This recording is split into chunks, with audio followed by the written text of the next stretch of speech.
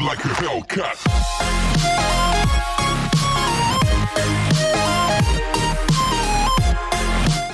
Before we get started, I have a favor. If you enjoy my content and want to see me continue to improve in both quality and size, please check out my Patreon linked in the description. Any amount helps and it is greatly appreciated. There are so many rewards for each level of donation, so go check it out. Now back to the video. Hey guys, this is Matt, the Emerald Avenger, and today as we continue the Reworking Overwatch series, we have finally arrived at the DPS category, which currently contains 16 different heroes. More total heroes in the tank and support category combined. For this video, we're going to explore the old defense role that was combined with the offense to make the DPS role several months ago when we received our second Symmetra rework. Since launch, we've only been given one new defense hero in Ashe, while the offense role got both Sombra and Doomfist. I know what you're thinking, why is Ashe a defense hero? Well, if you consider her kit mainly about area denial similar to Junkrat instead of damage, she's also a sniper like Hanzo and Widowmaker, who are both defense heroes. The defense-offense division is only being used for the sake of longevity. I'm not wanting to make a 30-minute video, but speaking of division, I personally prefer to divide the DPS role into 3 sub-roles like I do with the supports and tanks. Direct, they focus more on damage and getting kills. This is Soldier, Pharah, Hanzo, Widowmaker, and McCree. Flankers, usually having more mobility or flanking abilities, Reaper, Tracer, Sombra, Genji, and also Doomfist, but I already changed him to a tank. And finally, specialty or defense. These heroes focus on either area denial, trapping, building, or some other utility. This does of course not contain Widow or Hanzo, since they deal damage more than they have utility, but it does include Ashe, Bastion, Junkrat, Mei, Torb, and Symmetra. Of course, for this video we are re-including Hanzo and Widowmaker.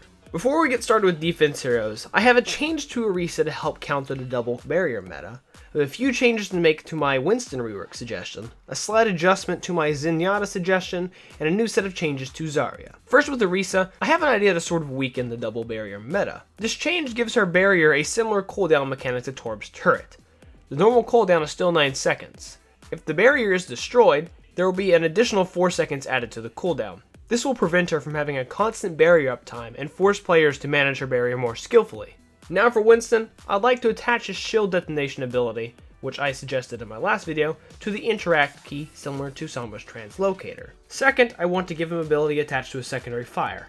Either Primal Punch, a mix between Primal Rage's melee and Rocket Punch, or switch his barrier or jump to his secondary fire and give him a head shield, like we see in his highlight intro, which will prevent him from taking headshot bonus damage for a short duration.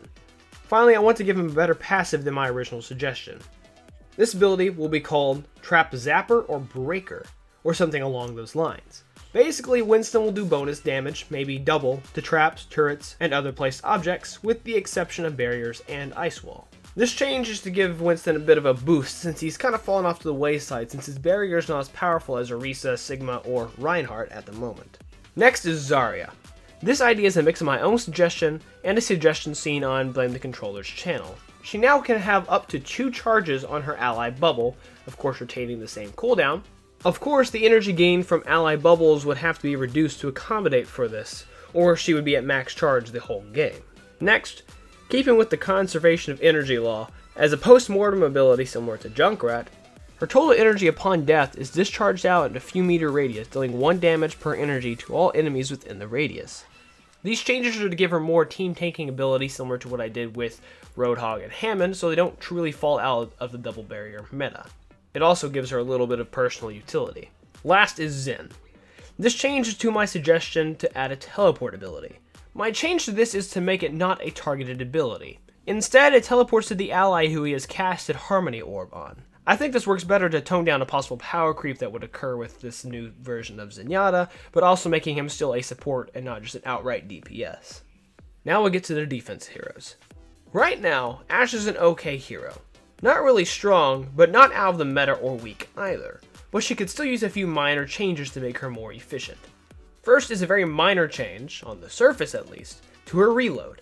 Currently she reloads 1 bullet at a time at a rate of 1 bullet per 0.25 seconds.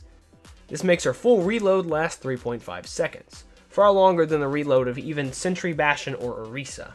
She used to take 0.3 seconds to load a bullet, and I want to revert it back to this, but instead of 1 bullet at a time, it is 2.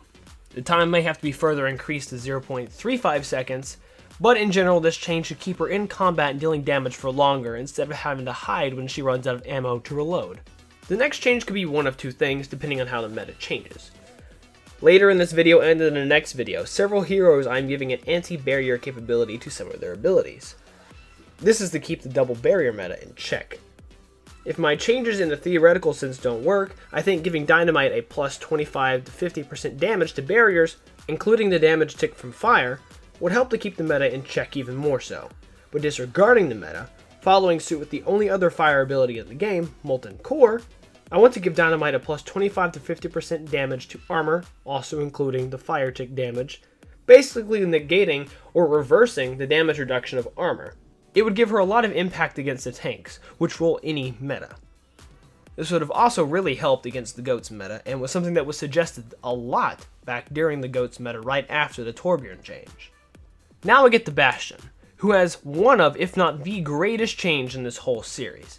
The inspiration of this change comes from several other sources, even a source that suggests making him an off-tank, but the main inspiration comes from BTC. The main change to his kit is swapping his configuration sentry and configuration tank. This does sound like it caused some issues, but if you watch BTC's video, you would understand where I'm going. With recon mode, it can be buffed a little bit considering the fact that he's losing sentry as a normal ability. This would probably be a slight damage or rate of fire buff. Now we get to his new tank mode. It would work very similar to how it currently does. The only change would be a slight increase, maybe 2 seconds, to its duration. But, like Hanzo's Storm Arrow, it has 8 shots before he automatically reconfigures. For a cooldown, probably 10 to 12 seconds. Now for Sentry mode. He can transform into it for 10 seconds, like the new tank mode, but cannot switch out of it until after the 10 seconds is up or he is CC'd out of it. He no longer has a clip size, instead it is unlimited until the ability is over, with the drawback of having a wind-up time to the beginning of firing. In addition, his old projected barrier, now with 300 to 500 health, is projected in front of him. This barrier cannot regenerate health, however. So far this has been a very radical change, but one of my original ideas was to put Sentry mode on a resource meter that would recharge like his repair or like defense matrix. Lastly, I would like to add a new activated ability called Flash Barrier. This is inspired by the suggestion to turn him into a tank. With this, he would be able to project his barrier in recon, tank, and sentry configuration if his barrier is gone for 0.5 seconds, making him immune to damage or other projectile CC abilities for that duration. This would have a 4-second cooldown, so it would not be too detrimental to use it in the wrong moment. I want this because I still think he should be able to be forced to deconfigure if he is hit by a CC charge or knockback ability, even when he's in a sentry mode.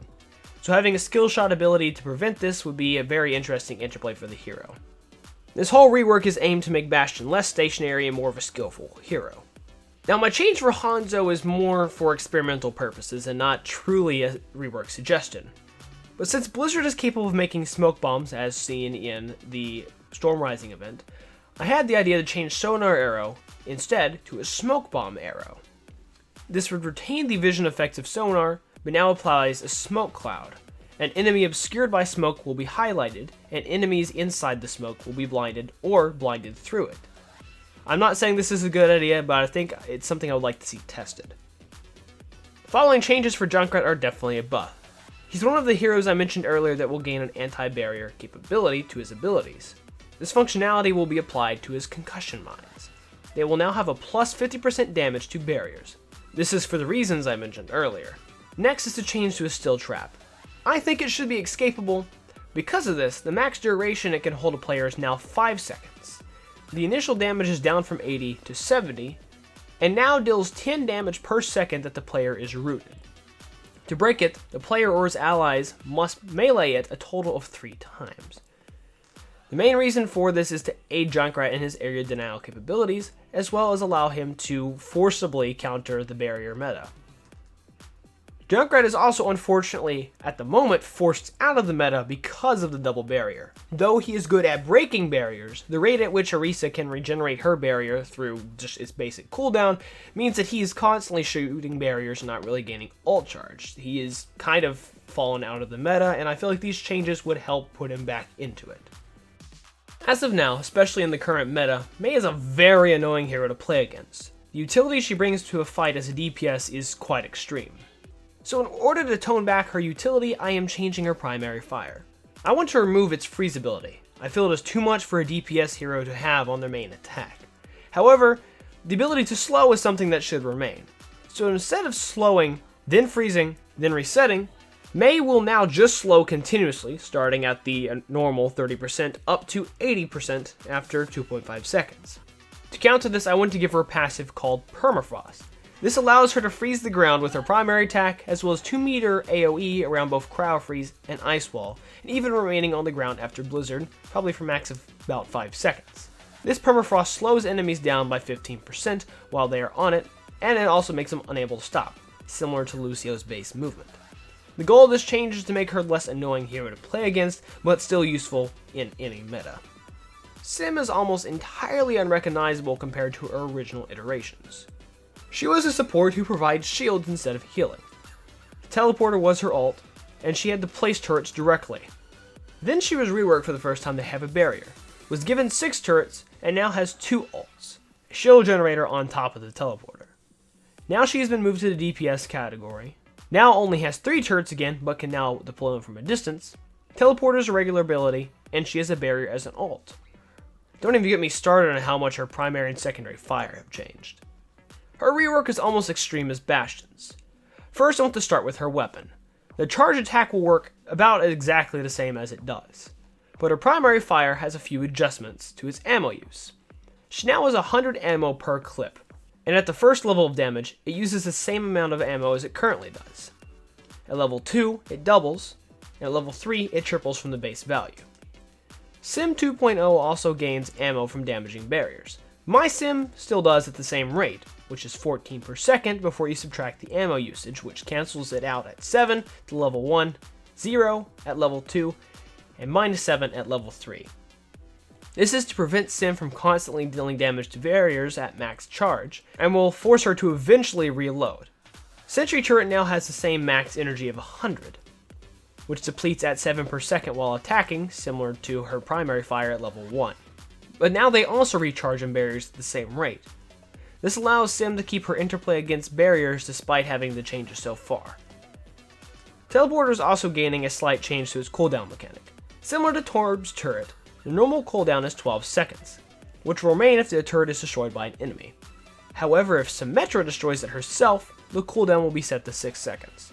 To balance this, the turret must be up for at least 6 seconds before Sim can destroy it herself, so it technically has a 6-second cooldown to its deactivation ability. For the final change, I am removing her photon barrier wall entirely. As the anti-barrier hero Blizzard seems to be pushing her in the direction of, her having a barrier as her ultimate doesn't really make a lot of sense. My new ability is called Photon Vacuum. This would have the same model as the old shield generator, and have 300 health and 300 shields, and it cannot regenerate. This creates a 15 meter AoE, in which enemies with barriers are drained 300 health points per second, personal shields are drained 30 health points per second. It will have a max duration of 8 seconds or until it is destroyed.